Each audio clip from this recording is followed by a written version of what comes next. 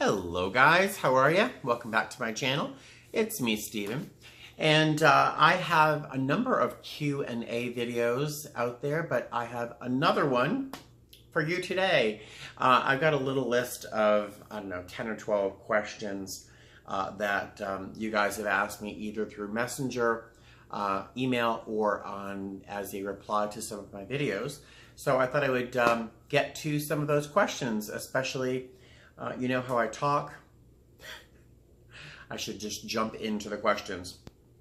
First question, how can we get in touch with you? And that is something I really haven't told you guys much about, but I have mentioned I have an email address, which is my full name, steven.pereira@gmail.com.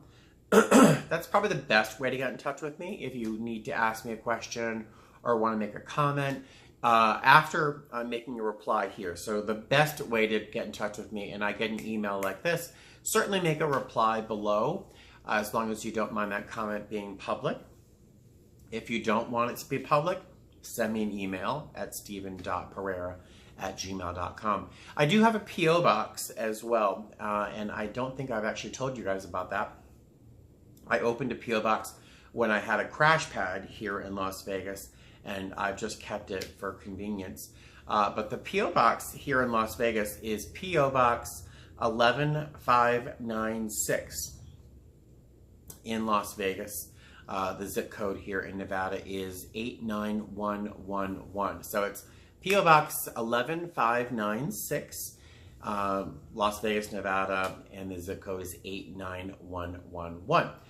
So if you have a postcard, if you're traveling somewhere fun, or you're from somewhere interesting, or so totally not interesting that it's interesting, send me a postcard. I would love to get some postcards from you guys. If you send me some postcards, I'll show the postcards I get in future videos. So I think that would be kind of cool. So you have my P.O. box, you have my email, and you certainly can leave a comment below. Next question. What can we do about crying babies on board? Not much. There's almost nothing you can do. So if there's a baby who's crying, who's just losing it entirely, I'll just kind of walk over slowly, not to startle them, and I get down there to their eye level, and I'd be like, "Hey baby, what's going on?" Or, "Hey little one, you're too cute to cry. What's going on?" And the look I get in response is they're usually pretty startled that I've come over and said hi. And they usually stop crying for a moment or two, if not for a while. It's kind of funny. I'm a baby whisperer. But for the most part, you really can't do anything. The parents or the guardians or whomever are really doing their best to calm that baby down. They don't want the baby crying any more than you do. Lots of parents are very embarrassed. They're very stressed. They're trying to travel too.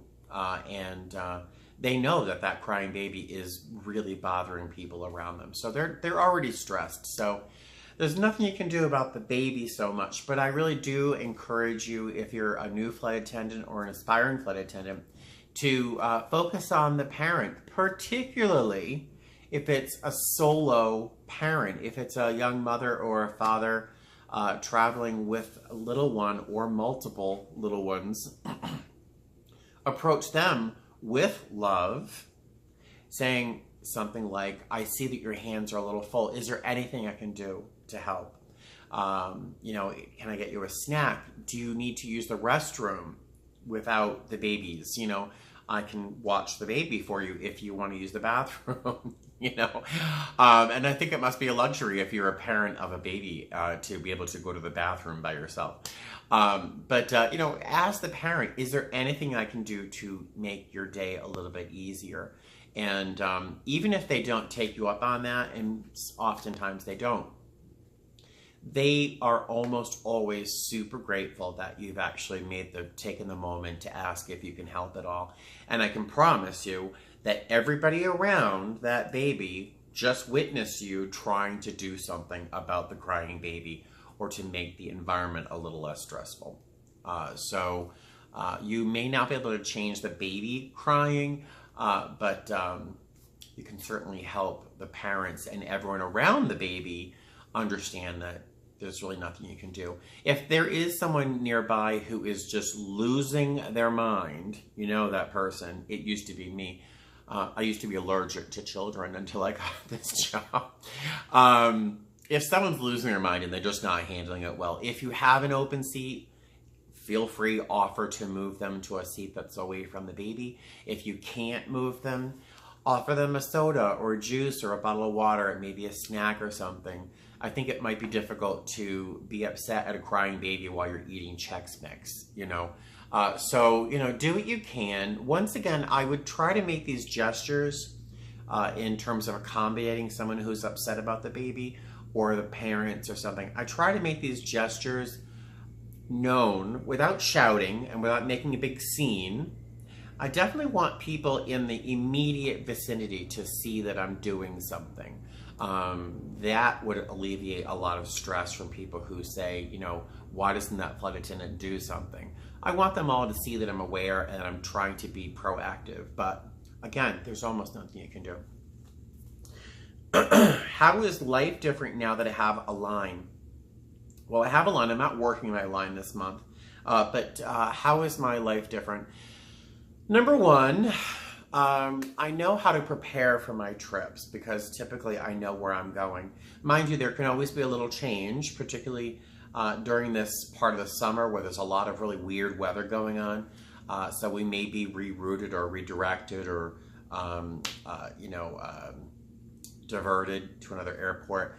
But typically I know where I'm going. This time of year is easy because most areas are warm and so I don't have to pack like for 4 different continents, you know. But say in the fall, I know I'm going to spend 2 days in Miami or Dallas. I'm also going to spend a day in Minneapolis. So I know what to pack and what to have in my bag so I can be prepared for an excursion on my layover, or what to pack in case I'm going to kind of become a hermit for 24 hours in Detroit, you know. So knowing what to pack has made my job a lot easier. Knowing what food to pack and how to prepare my food. Typically I know what hotels have refrigerators, freezers, microwaves in the room. So typically I know how to prepare my food and what to take with me. That makes my job a lot easier and a lot more economical in that I'm not wasting food by not being able to eat what I packed. That I have set days off that I know in advance when I'm going to be off and when I'm going to start my next trip. So commuting places is easier because I know exactly when I can kind of push it. And I have time to visit friends, family across the country. Again, because it's not going to be a surprise that crew scheduling calls me on a Thursday, you know. It's just less stressful. It is less stressful. There's less variables in that. And I can make dates to, like for example, I'm going to a picnic next week. It's a sober picnic. I got a ticket, thank God, because it is sold out. I have to find that ticket though. I'm going to this picnic with some new friends, and I think that's fantastic. I can tonight I went to my regular Saturday night meeting, and I can call it a regular Saturday night meeting because for 2 months I'm actually able to go every Saturday night. In fact, I was actually asked to chair the meeting tonight, which was kind of exciting because I'm now actually so much part of the group that they recognize me and are asking me to take part. So it's kind of neat. But my life is just easier. It's simpler, with Align. So it is great. Which of our bases is busiest and the largest? That would be Fort Lauderdale, hands down. We currently have around 3,300, 3,400 flight attendants right now, and about 1,100 or more are in Fort Lauderdale. The rest are spread out between the rest of the bases. Our smallest one is Atlantic City. Our largest one is Fort Lauderdale. We in Vegas have about 660 flight attendants. So we're growing. We're the second largest. Let's see. When is Vegas hiring again? I have no idea.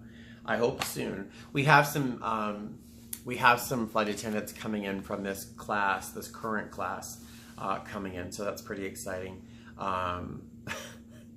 And we have a lot of people transferring in who are more senior than me. I'm not a fan of that myself because I want to keep accruing base seniority. One day, I guess if you want to know what base seniority is versus company seniority, maybe I'll make a video about that one day. Let me know if you think that should be a good topic for a video. Places I've always wanted to visit / bucket list trip. I think in another video, I mentioned that I would love to go on a cruise around the world. That would be my fantasy bucket list thing, is a cruise, a series of cruises around the world. I would love that. I'm a huge fan of going on cruises. But I think about a month ago, 6 weeks ago, I was flying non-rev and next to this beautiful Indian family. They were just gorgeous. The kids were wonderful. And they're from India, in Mumbai. And we were talking about travel, and they meet a lot of people traveling because they're so charismatic. They were such a nice little family. And the mom was showing me pictures of people and friends that they've made while traveling. And she said, would you want to come to India one day? And I said, that's actually an idea of mine, is to go visit India for my 50th, which is next year. So she said, well, by all means, stay with us in Mumbai. And I'm like, oh my God, that's crazy generous. And we'll see if I can take her up on it. I'd be a little weirded out, but she invited me to spend time with her and her family in Mumbai. When leaving, we were talking, another guest, I should say, and I were talking about ex-husbands, because we both made a comment about ex-husbands. And I said, oh, my ex-husband, this and that and this. And then I reacted, and I thought, oh gosh, because some Indians are not really fond of my people, of the LGBTQ communities. But a few days later, after this trip was over, I got an email from this lovely woman from India asking me to please stay in touch so that when I do plan on going to India, I have a place to stay. That was a long answer to a simple question, sorry. How do flight attendants always manage to look good without lots of sleep? I have no idea, clearly. I'm joking. I don't know. I almost never look good. If you like this look, God bless you, and I can, whatever. Typically, I think flight attendants are typically a little bit more egotistical, have a stronger ego than some, and want to project themselves as at their best, at their ideal selves. If you're a lady, typically, there's going to be a little bit of concealer, a little foundation, a little mascara, a little blush. Oftentimes, a good strong lip color. I see a strong lip most often during an interview and not as often while actually on the line. But a good strong lip when you have a nice light beat is a nice, fresh, clean Hollywood look, and it can really make you look a little bit more awake and refreshed. So I think a good, solid, bold lip color can really go a long way. A couple coats of mascara, a little illuminating foundation maybe for that low light in the cabin. And skincare. I think once you've become a flight attendant, you've done it for a little while, you have figured out your skincare regimen. I carry 2 sets of skincare, one in my carry-on, my rollerboard, I should say, and one in my work bag. So if I have like a 6-hour flight or a 5.5-hour flight, I have some light skincare that I can use to kind of refresh myself during that flight. And then I have my cosmetic bag for when I'm in a layover. So I have definitely figured out what works best for me in terms of skincare. I'm not sure if that's an answer to the question. The next question is, how many hours of sleep do I get? Well, it depends. It really does depend. If I have a layover in Detroit, there isn't really a lot near our Detroit layover hotel. There's really nothing there. To see anything, you'd have to rent a car and go somewhere else. So if I have a layover in Detroit, and fairly enough for me, it's like a 24-hour layover, 19, 20, 24-hour layover. I sleep a lot. I will eat and then usually pass out. Take a good long sleep, hit the gym, maybe hit the pool, and then probably go back to sleep. I can sleep for 10, 12 hours, no problem. But then sometimes you get 5 hours. And I want to say on average for me, when I'm working, I typically get about 5.5 or 6 hours on average. And when I'm home, typically it's like 6 hours max, because somehow I always end up on my computer playing Skyrim or Civilization 5 until midnight. And of course I have to wake up at 5:15 to get to the airport, or I wake up at 5:30, 5:45 if I'm taking an Uber. All right, all these long answers to simple questions. Besides reading, what do I do on board to keep busy? My airline, we're pretty strict, honestly, in terms of what we can't do. And that is really, we can't have our own personal devices, cell phones, Kindles, tablets. We're not allowed to have any of those things when guests are on board. We're not allowed to do those things. Certainly not wear headphones or anything like that. Once in a while, you'll see someone kind of sneak their things out, but I have to pick my battles. Sometimes I say something, sometimes I don't. We're all adults. We are allowed to read, and I'm not sure why I think this, but I think some airlines don't even let you do that. I usually have a book in my bag. I don't always actually get to it, because typically, if I'm on board, I'm either chatting with a coworker if we have an amenable connection there. I'm almost always chatting with our guests unless they're all sleeping. I read a book. I used to have a coloring book, but that got to be really crazy. And I'll show you a sample of what lately I've been doing. I only do this, I sew a little bit. I do a little sewing. I don't have a machine. Machines, I'd be afraid to thread a machine. I don't have a machine, so I do it by hand, and I make Christmas stockings. Go ahead, judge me. I know, I'm an old lady. I make Christmas stockings. There's always someone who has a crappy holiday, or has no family, or is just down, or doesn't have a nice holiday. So typically I try to make 3 or 4, balance this. I try to make 3 or 4 Christmas stockings. Let me get this one. And I'll decorate them, and then I fill them with some gender-specific stuff. And this is a Christmas stocking. I just finished the body of it. I have to decorate it, but I lined it. See? It's really the same fabric inside and out. But that is, can you see? Is that even in the shot? I don't know. But it's, unfortunately, it's fairly large. So it's going to take a lot to fill it. That means I'm going to the dollar store. It's like the size of my torso. But I make Christmas stockings. I have enough fabric for 2 of these lined with the same fabric. And I got some other fabric at Mood, which if you watch Project Runway, that's where they buy all their fabric. So that's one. I will make another one like this, and 2 more of this other one. If I get them finished, I'll show you.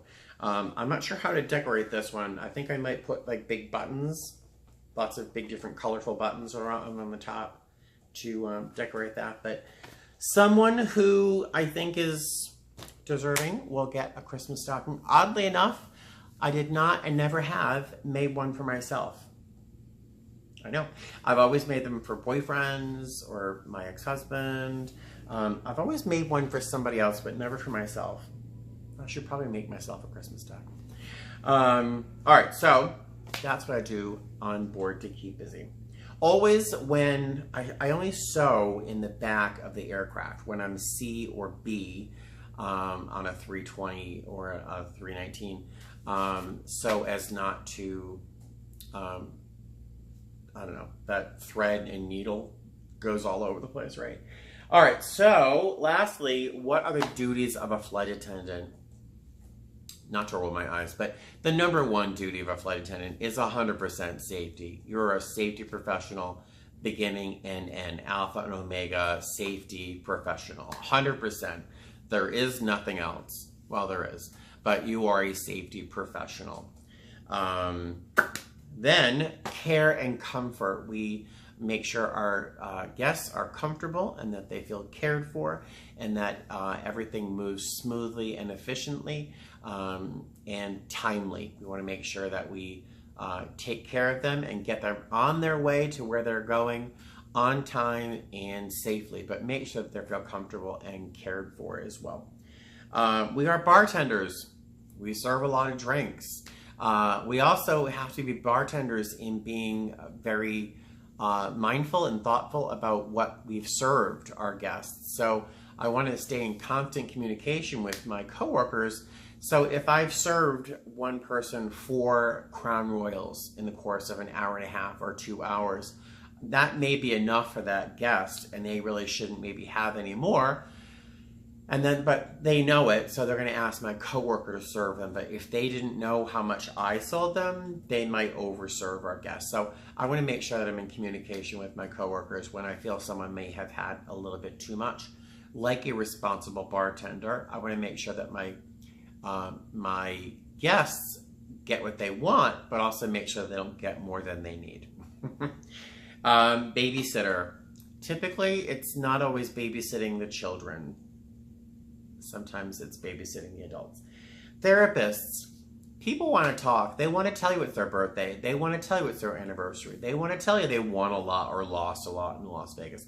They really want to talk frequently. Many don't. Most don't. But there's often a group of people throughout the aircraft that really wants to interact with you. You know, I was a makeup artist for many, many years. And as a makeup artist and as a hairdresser, you're used to people feeling comfortable in sharing all sorts of things with you. So I've heard all sorts of stories. Usually they're pretty good. Things that we're not. Oh, I wrote, we're not nurses, but we kind of are. We're caregivers. The scope of our care in terms of medical care that we are allowed to offer is very narrow. That is, we're not allowed to do a lot. I have access to a very, very simple first aid kit, nothing crazy in there, to take care of minor emergencies. But if it's a big deal, something's going on, I have to ask if there's any medical professional on board, or if there isn't, and if there is, interact with what we have called MedLink, which is direct communication with a doctor on board. It's an emergency room somewhere in the country. So it's someone who is on the ground, a doctor on the ground. We can communicate through the flight deck. And so they can give me permission, if there is no medical professional at board, to open up our emergency medical kit to take care of a guest if need be. But I can only access most of that kit. There is some of it that I can take care of and use by myself. But most of that kit I can only open up under direction of a doctor through our MedLink. So the scope of our being a nurse and a caregiver is pretty narrow. Even when there is a cardiopulmonary event going on, if I have to pull out an AED, which is what we use to see in the pads, we actually have these little pads that stick on the guest's body. I have to pay attention to that machine. It will tell me whether or not to shock the patient or the guest, or whether no shock is advised. I have to follow everyone's direction. So I'm not a nurse, but I'm a caregiver. Something else I'm not the police. Something you'll hear frequently is that we are I'm sorry. We are educators. We are informers, not enforcers. So I am to inform our guests that when that seatbelt sign is on, that the captain does not feel it's safe to be up and about in the cabin. So please remain in your seat with your seatbelt fastened. If someone is facing an emergency situation where they're going to soil themselves or become ill and they are rushing to the bathroom, I can't stop them. That's not my job. I need to make sure that they're safe, but I can't stop them and make them sit down. I am not the police. So the first few months of my flying, I will admit that I thought I was the police. When that seatbelt sign was illuminated, you were not getting up. I made it very clear you were not getting up. And I had to come to the understanding that I am not the police. I'm an informer, not an enforcer. And that, when I think most new flight attendants have to go through that same thing, but so I am not the police. That's one thing I'm not. So those are some duties of a flight attendant, and I'm sure there's some more. That is the end of my list. If you, if I have not answered a question that you have and that has not been addressed in other videos, certainly leave a comment below. Drop me an email at steven.pereira@gmail.com if you want that question to be more direct and not shared. And again, certainly let me know if you're going to be out anywhere fun. Grab a postcard, send a postcard to my P.O. Box, and that once again is P.O. Box 11596 it's in Las Vegas, Nevada, and that is zip code 89111.